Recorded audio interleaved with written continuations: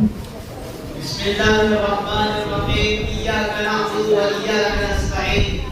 معزز سامعین، کرسی عدالت پر شاہنشین و تشریف فرما حضرت صاحبان اور معطر اساتذہ کرام، ہندوستان ایک عظیم سیاسی ملک ہے.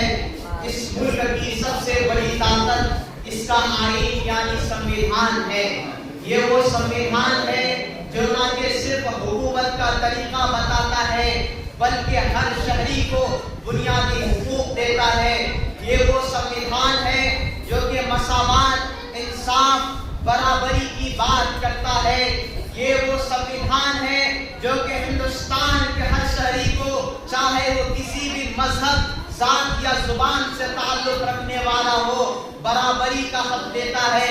یہ وہ سنویدھان ہے جو کہ مسلمانوں کو، دلت سماج کو، آدیواسی سماج کو انصاف دلاتا ہے.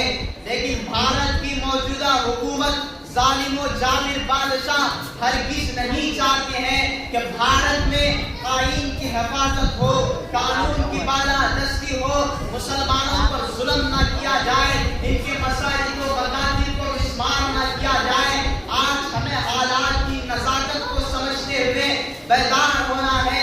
آج ہمیں اپنے ملک کو بچانا ہے، اپنی گنگا جمنی تہذیب کو بچانا ہے، اپنی فریڈم آف ریلیجن کو بچانا ہے، اپنی فنڈامنٹل رائٹ کو بچانا ہے، اپنے 9,40,000 اوقاف کے زمین و جائیداد کو بچانا ہے. اگر آج ہم اور آپ بیدار نہیں ہوں گے تو کل حشر کے میدان میں رب کریم کے سامنے ہم کو اور آپ کو جواب دینا پڑے گا. میں آپ کو تاریخ میں لے کر جانا چاہتا ہوں کہ آج سے 75 سال پہلے جب سنویدھان نہیں تھا تو انسانوں کو انسان نہیں سمجھا جاتا تھا. انسان اسی کو سمجھا جاتا تھا جس کا باپ زمیندار تھا. تعلیم، ایجوکیشن اسی کو ملتا تھا جس کا باپ تعلیم یافتہ ہوتا تھا.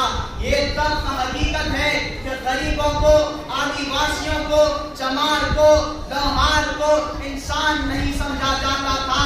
اس کے ساتھ تعصبانہ رویہ کیا جاتا تھا.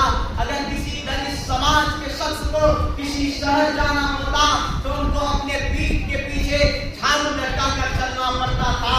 لیکن جب بابا صاحب امبیڈکر نے سنویدھان دیا تو بابا صاحب امبیڈکر نے کہا اکوالیٹی، انصاف. اگر کوئی امبانی ہوگا، کوئی سڑک چھاپ ہوگا تو آپس میں برابر ہوگا.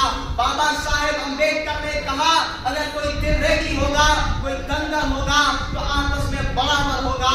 بابا صاحب امبیڈکر نے کہا اگر کوئی امیر ہوگا، کوئی غریب ہوگا تو آپس میں برابر ہوگا. اور بابا صاحب امبیڈکر کی لکھی ہوئی کتاب تمام ہندوستانی عوام کو یہ رائٹ دیتا ہے کہ وہ جس بھی مذہب کے ماننے والا ہو وہ اس مذہب کے تہذیب کی پرچار پرسار کر سکتا ہے. تو پھر آج ہمیں ٹوپی پہننے پر، آج ہمیں داڑھی رکھنے پر، آج ہمیں حجاب پہننے پر کیوں روکا جا رہا ہے؟ تو آپ تمام یہ عمل کرو کہ جب تک دنیا باقی رہے گی ہم ٹوپی پہنیں گے، ہم داڑھی رکھیں گے، اپنی بیٹیوں کو حجاب پہنائیں گے، نقاب پہنائیں گے، شریعت پر چلیں گے.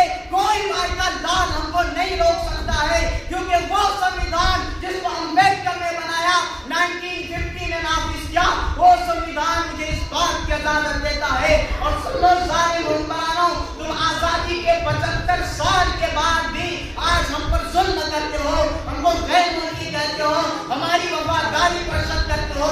تم ہماری وفاداری پر شک مت کرو، تم ہماری وفاداری پر شک مت کرو. یاد کرو سن 57 کی جنگ آزادی کو کس طرح سے 2 لاکھ مسلمانوں کو شہید کر دیا گیا تھا، کس طرح سے دہلی کے اندر 500 علماء کرام کو پھانسی کے پھندے پر لٹکا دیا جاتا تھا، کس طرح سے دہلی سے لے کر دہلی کی جامع مسجد سے لے کر پشاور کی جامع مسجد تک کے ہر درخت پہ علماء کرام کی گردنوں کو کاٹ کاٹ کر لٹکا دیا جاتا تھا.